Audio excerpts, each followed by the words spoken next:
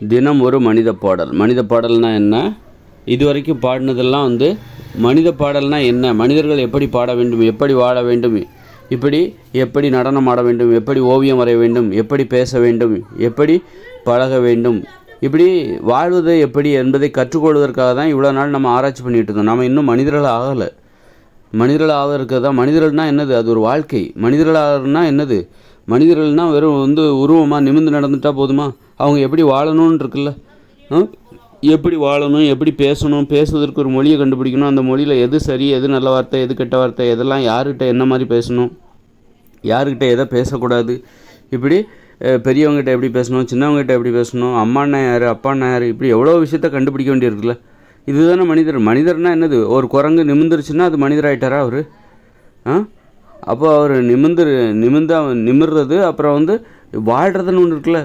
ஒரு குரங்கா நம்ம காடுகளில் வாழ்ந்துருக்கும் போது வேறு மாதிரி வாழ்ந்துருப்போம். இப்போ மனிதராக மாறிட்டோம்.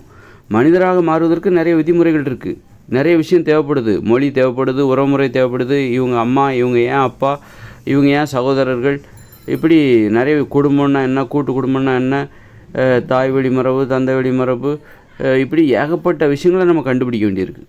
அப்போ நோய்கள்னால் என்ன, எதை சாப்பிடணும். மனிதர்களாக இருக்கும்போது, நம்ம குரங்குகளாக இருக்கும்போது எதையாவது சாப்பிட்ருப்போம்.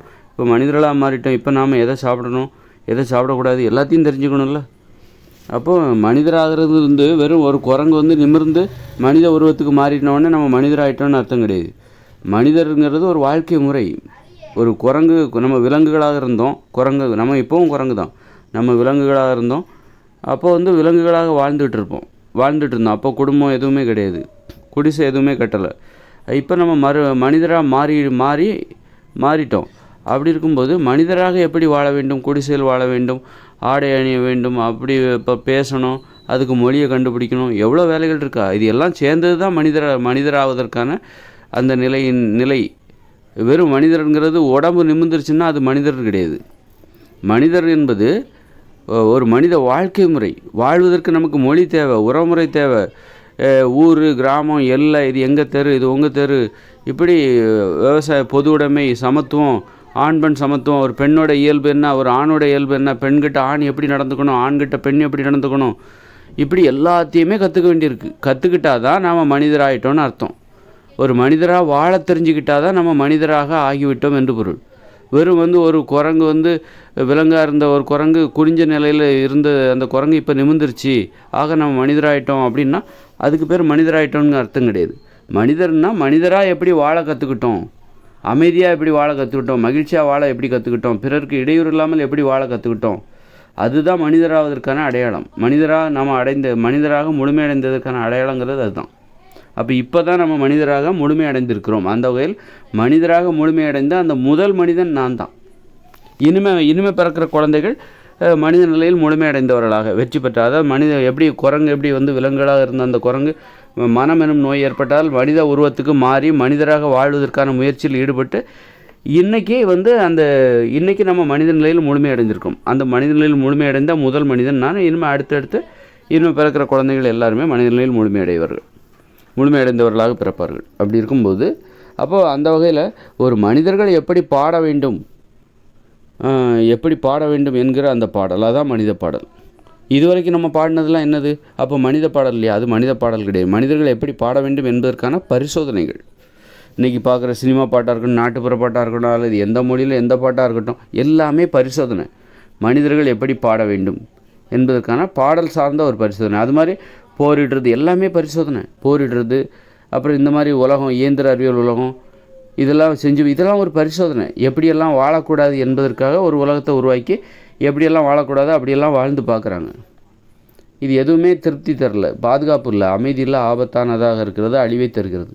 அப்போ இது தப்பு, இந்த பரிசோதனை நமக்கு தோல்வியில் முடிந்தது அப்படின்னு இந்த பரிசோதனையை கைவிட்டுருவாங்க. இந்த இயந்திர அறிவியல் உலகத்தையே மேற்கொண்டு அதை பாதுகாக்கணுங்கிற அவசியம் இல்லை, இது தோல்வி, இது பாதுகாப்பானது இல்லை, ஆபத்தானது அப்படின்னு கைவிட்டுருவாங்க.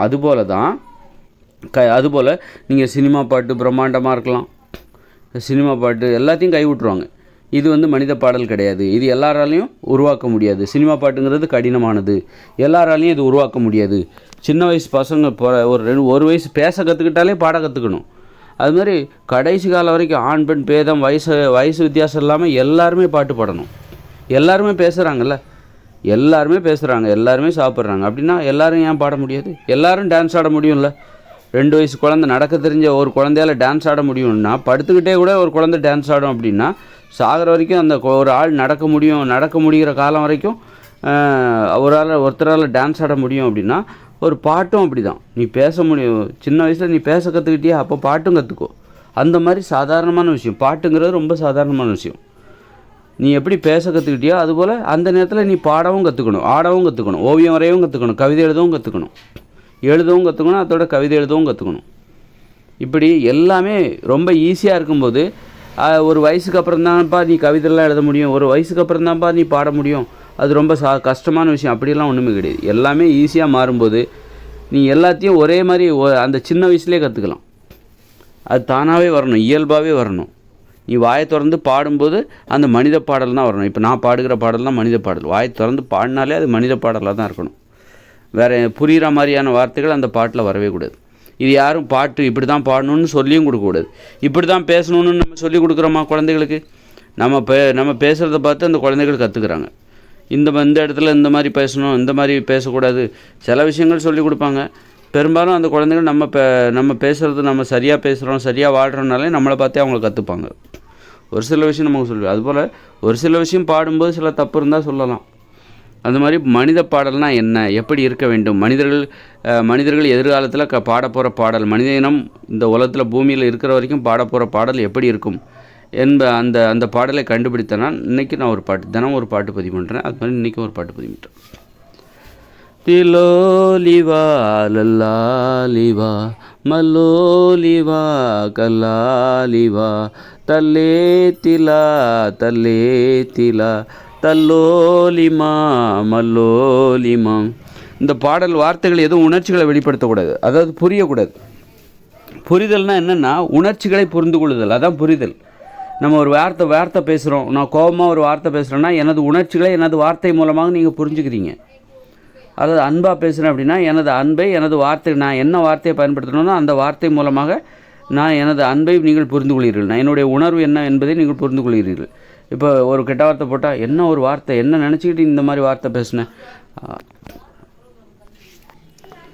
அப்போது என்ன வார்த்தை நினச்சிட்டு எந்த மாதிரி நினச்சிக்கிட்டு இந்த மாதிரி கெட்ட வார்த்தை போட்ட அப்படின்னு கேட்பாங்களா இல்லை? அப்போது நீ என்ன நினச்ச, உன்னுடைய உணர்வு என்னவாக இருக்குது, நீ எதுக்கு அந்த வார்த்தையை பயன்படுத்தின, எதுக்கு என்ன நினச்சிக்கிட்டு நீ இந்த வார்த்தையை பயன்படுத்தின? அப்போ ஒரு வார்த்தைங்கிறது ஒரு உணர்வை புரிந்து கொள்வதற்கான ஒரு வழிமுறை தான், உணர்வை புரிஞ்சுக்கிற வழிமுறை தான். அப்போது வார்த்தை என்பது உணர்ச்சிகளின் வெளிப்பாடு தான். அதில் ஒவ்வொரு வார்த்தையும் ஒவ்வொரு உணர்ச்சிகளை வெளிப்படுத்துகிறது. அந்த உணர்ச்சிகளை நாம் புரிந்து கொள்கிறோம் அந்த வார்த்தை மூலமாக. அப்படி இருக்கும்போது இப்போ பாடல் மூலமாக நம்ம பாடுகிற பாட்டு இருக்குல்ல, வார்த்தைகள்லாம் இருக்குல்ல, அது அர்த்தத்தை புரிதலை புரியக்கூடாது. இப்போ நான் பாடுறேன் பாட்டு, அதில் பயன்படுத்துகிற வார்த்தையை உங்களால் புரிஞ்சிக்க முடியாது. அந்த மாதிரி தான் அர்த்தமில்லாத வார்த்தைகளை பயன்படுத்தி பாட்டு பாட வேண்டும், புரிந்து கொள்ள முடியாத வார்த்தைகளை பயன்படுத்தி பாட்டு பாட வேண்டும். அந்த மாதிரி நீ தங்குதடை இல்லாமல் கற்பனை செய்யலாம். சின்ன வயசுல முதற்கொண்டு பாடினாலே இப்படி தான் வரணும் பாட்டு. இப்போ இதுதான் மனித பாடல்னால் என்ன, இப்படி தான் பாடணும்னு நீ யார்ட்டையும் சொல்லிக் கொடுக்க வேண்டியது, பாடினாலே இப்படி தான் வரணும், இப்படிப்பட்ட பாடல் தான் வாயிலே வர வேண்டும், அதுதான் மனித பாடல்.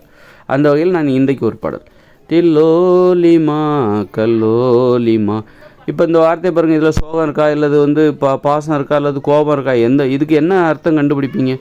ஒன்றுமே கிடையாது, அர்த்தமே இல்லாத வார்த்தைகள். கல்லோலிவா வல்லோலிவா தில்லோலினா மல்லோலினா மாவோலினா மவோலினா மல்லோலினா மேவேலினா மில்லோலிப்பா தில்லோலிப்பா திதோலிப்பா திதோலிப்பா திதோலிப்பா திதோலிப்பா.